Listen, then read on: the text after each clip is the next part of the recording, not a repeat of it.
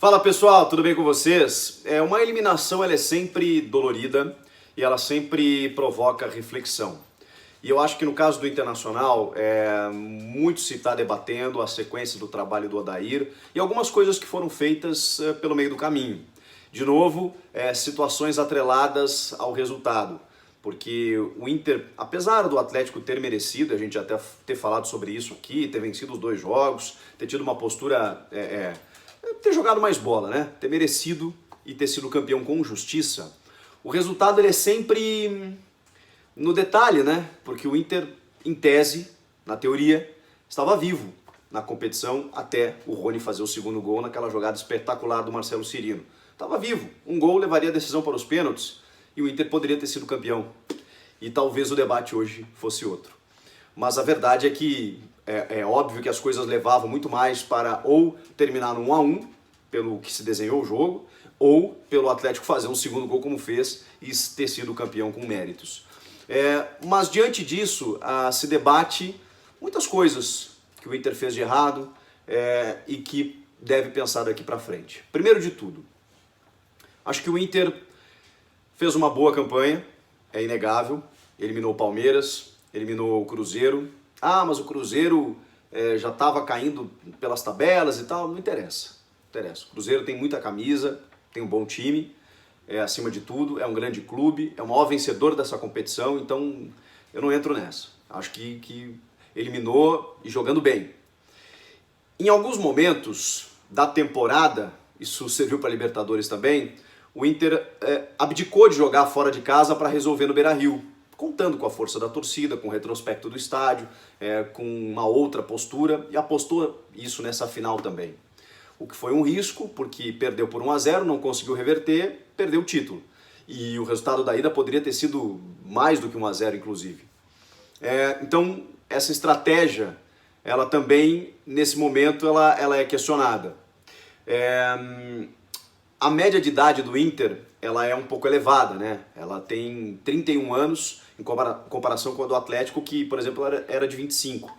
E tá tudo certo você ter jogadores experientes no seu time, como o Edenilson, como o Paulo Guerreiro, como o D'Alessandro, jogadores que resolvem, né? Como uma dupla de zaga mais experiente, mais rodada, tá tudo certo. Mas em alguns momentos você precisa mesclar, você precisa ter alguns jovens promissores.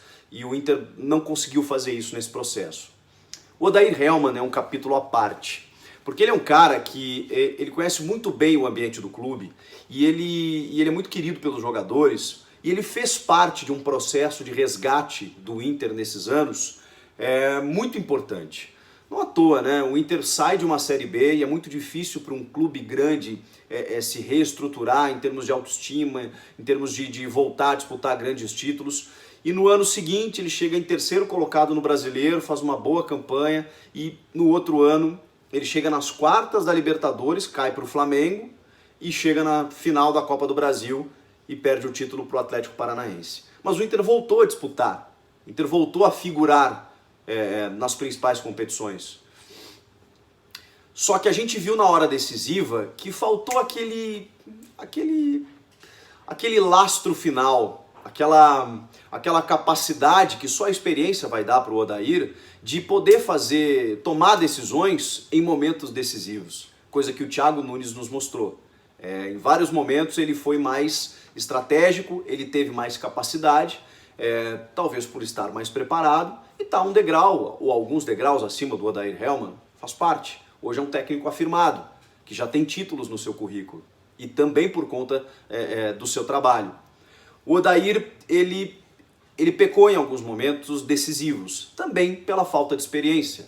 O Odair não tinha nenhuma experiência como técnico profissional e está tendo no Inter. E está aprendendo muito, está amadurecendo muito e vai evoluir demais ainda.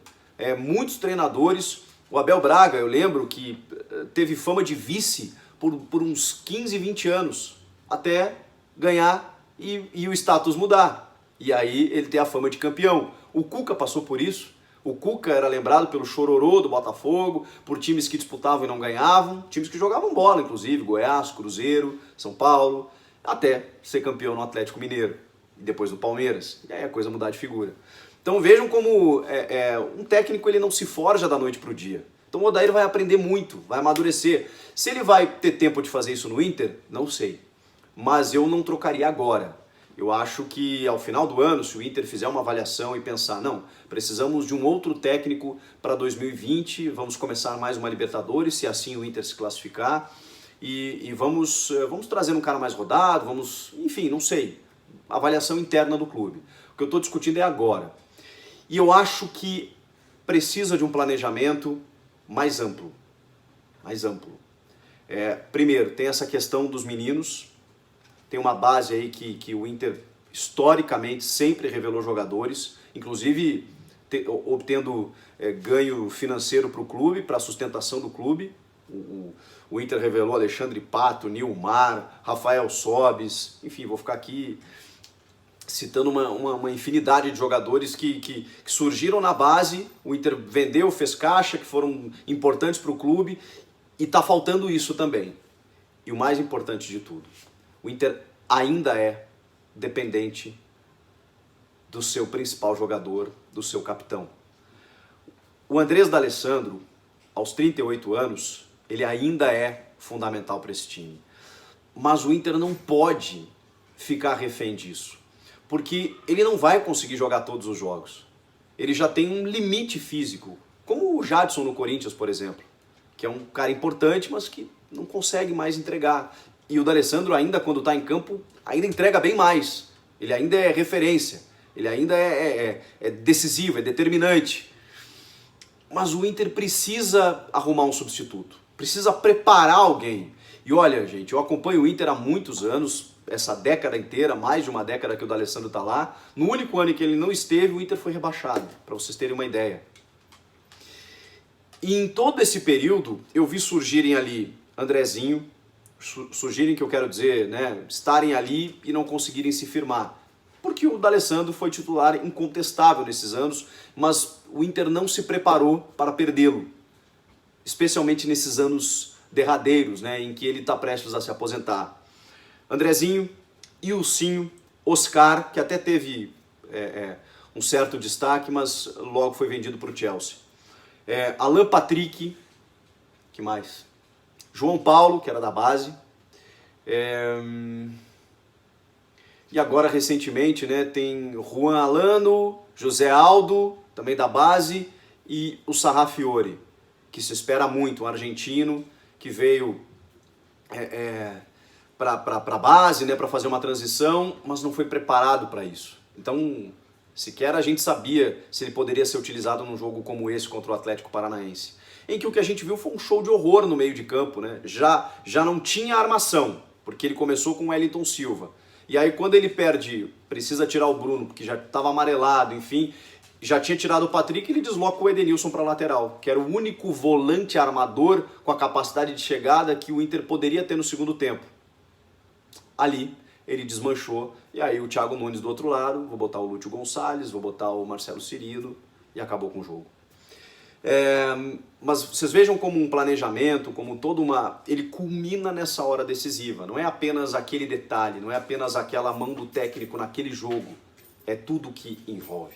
É um clube pensar em preparar todo esse time com um treinador capacitado, com um elenco equilibrado para poder oferecer na hora H um time competitivo, consistente e eficiente para vencer um título, para ganhar uma conquista.